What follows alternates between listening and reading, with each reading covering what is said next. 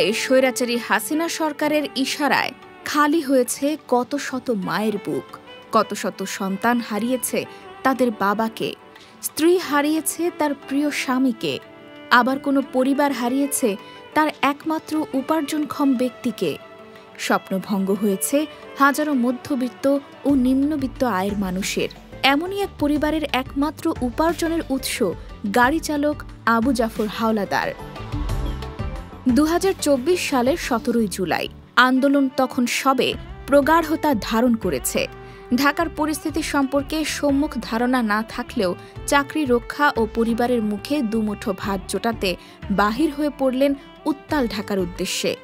উত্তাল 24-এর 18 জুলাই সায়দাবাদ হুজুরবাড়ি থেকে গাড়ি নিয়ে ফেরার উদ্দেশ্যে রাস্তায় বাহির হলে আবু জাফর পুলিশ ও আন্দোলনকারীদের মধ্যে পড়েন। তখনই পুলিশ তাকে সামান্য দূর থেকে গুলি চালিয়ে বুক ঝাঁঝরা করে দেয়। পিতৃহারা ছোট ছেলে নাইম হাওলাদার এখনও রাতে থেকে থেকে কেঁদে ওঠে। স্ত্রী হাসিনা বেগমের দিন কাটে অনিয়ম আর অনিশ্চয়তায়। কিভাবে চলবে সামনের দিনগুলো? কিভাবে বুঝাবে ছোট্ট ছেলে নাইমকে? পিরোজপুরের মঠবাড়িয়ার তুষারখালীর মৃত হাজী আব্দুল মজিদ হাওলাদারের ছেলে আবু জাফর হাওলাদার পেশায় শ্যামলী পরিবহনের বাস চালক। সামান্য 15 থেকে 16 হাজার টাকার মাসিক বেতন দিয়ে 3 ছেলে ও বৃদ্ধ মা সহ মোট 6 জনের সংসার। নিহত আবু জাফর হাওলাদারের মেঝো ছেলে মোহাম্মদ নুহু হাওলাদার ঢাকার একটি কওমি মাদ্রাসার শিক্ষার্থী। তিনি নিজেও জুলাই আন্দোলনে ঢাকায় সক্রিয় অংশ নিয়েছিলেন। বাবার মৃত্যুর পরে লেখাপড়া বন্ধ হওয়ার উপক্রম। আমার বাবা জুলাই আন্দোলনের 17 তারিখে এখান থেকে মঠবাড়িয়া থেকে গাড়ি নিয়ে গেছে। মঠবাড়িয়া শ্যামলী পরিবহন চালাইতো, ঢাকা গিয়েছে। আবার ঢাকা থেকে 18 তারিখ ফিরবে রাত্রেবেলা। 18 তারিখে ফেরার সময় মানে রাস্তায় মানে পথচারী হিসেবে ছিল, সে ফিরবে গাড়ি নিয়ে। ওই সময় মানে গাড়ি থেকে ফোন দিছে যে গাড়ি আজকে রাত্রে যাবে, গাড়ি নিয়ে যেতে হবে। তারপর আব্বু গাড়ি নিয়ে আসার সময় মানে রাস্তায় ছিল, রাস্তায় মানে স্টুডেন্টের সাথে মুখোমুখি সংঘর্ষ হওয়ার পরে তারপর আব্বু মানে পথচারী ছিল, সে তো বুঝতেছিল না যে কি হইতেছে। তারপর পুলিশের গুলিতে মানে মুখোমুখি সংঘর্ষ হওয়ার কারণে তারপর পুরো শরীরে গুলি লেগেছে। আমি 18 তারিখে ওই দিনকার সকালবেলা আমি আন্দোলনে যুক্ত ছিলাম। আন্দোলনে যুক্ত থাকার পরে আমি সকাল থেকে আন্দোলনে যুক্ত ছিলাম, মানে মোহাম্মদপুর বলেন, তারপর রামপুরা বলেন। আমি রামপুরাই ছিলাম টিভি সেন্টারের কাছে। আর ওই দিনকার আমি মানে সন্ধ্যাবেলা আমি যখন বিকেলবেলা আসরের দিকে আমি বাসায় ঢুকি আন্দোলনের মানে করে মানে ক্লান্ত হয়ে গেছিলাম। তারপর আমি আন্দোলনে করে আমি বাসায় ঢুকি। বাসায় ঢোকার পরে শুনি আমার চাচাতো ভাই সেও গুলি খেয়েছে এই আন্দোলনে। তারপর ওরে নিয়ে আবার দৌড়াদৌড়ি করতে দিয়ে ও 16, 17, 24, 25টা প্রায় গুলি খাইছে। ও এই ইতে খাইছে, মানে শরীরে পয়ও খাইছে শরীরে। তারপর ওরে নিয়ে দৌড়াদৌড়ি করতে দিয়ে তারপর সন্ধ্যার পরে মানে খবর আসছে যে আমার বাবাও গুলি খাইছে। কিন্তু আমার বাবা যে মারা গেছে এটা বলে নাই, মানে গুলি খাইছে এটা জাস্ট বলছে।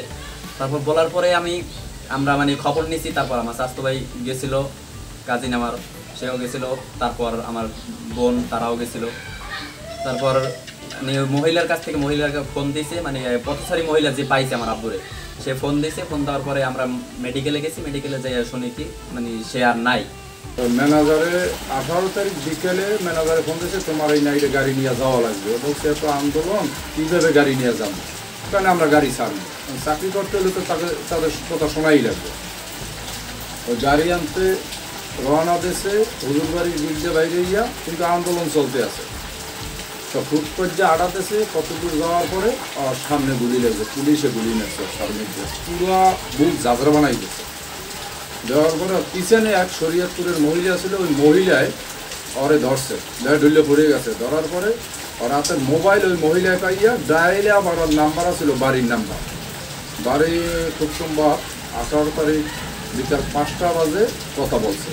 ওই ডায়ালের নাম্বারে ফোন দিয়েছে।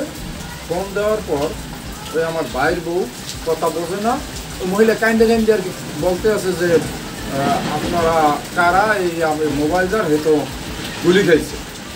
আমার ছোটো ভাইয়ের বউ কথা বোঝে না, মোবাইল আনিয়ে আমার কাছে দেওয়ার পরে মহিলার সাথে আমি কথা বলছি। বলার পরে বলছে যে এই আপনার এই মোবাইল মোবাইল তো আমার ছোটো ভাই তো গুলি খাইছে, এখানে ছাত্ররা নিয়ে মেডিকেলে আনছে, এক মেডিকেল দিয়ে আর এক মেডিকেলে আনছে, মহিলা নামও বলতে পারে না, মানে আনোয়ার খান না আনোয়ার খান নেশা হইলে মুগ্ধ মেডিকেলে অনেকটা মারা গেছে মেডিকেলে। বুঝলি মহিলা কিন্তু তার লক ছাড়ে না।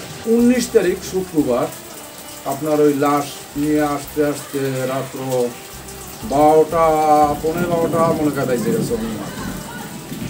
তো বাইরে যাওয়ার পর আপনার ওই লাশ তাও আমাদের দেখতে দেয় না, পুরোপুরি দেখতে দেয় না। তো ওই সময় আমরা দেখছি সামনের যে গুলি সব পিছন দিয়ে বাইরে গেছে, মানে এই যে গুলি দিয়েছে এই গুলিও পিছন দিয়ে বাইরে গেছে।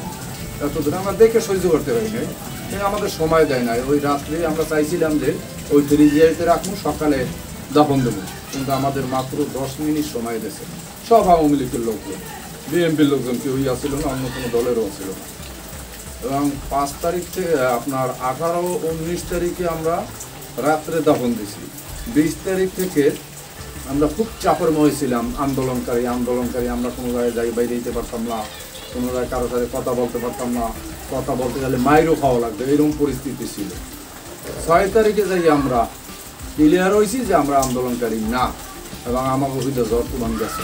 তার স্ত্রী হাসিনা বেগম দ্য ডেইলি ক্যাম্পাসকে বলেন, আমার সংসারে একমাত্র উপার্জনকারী ছিলেন তিনি। তার মৃত্যুর পর বড় ছেলে লেখাপড়া বাদ দিয়ে সংসারের হাল ধরার জন্য বাসের সুপারভাইজারের চাকরি নেয়। মেঝো ছেলে ঢাকায় পড়ালেখা শেষ করতে পারছে না টাকার সংকটে। ছোট ছেলে নাইম হাওলাদার মাঝে মধ্যেই ওর বাবার কথা মনে করে কান্না শুরু করে। কারো সামনে ওর বাবার কথা আসলেই শুধু কান্না করে। আমরা ওর বাবার হত্যাকারী দোষীদের দৃষ্টান্তমূলক শাস্তি চাই। কি অপরাধ করেছিল সে?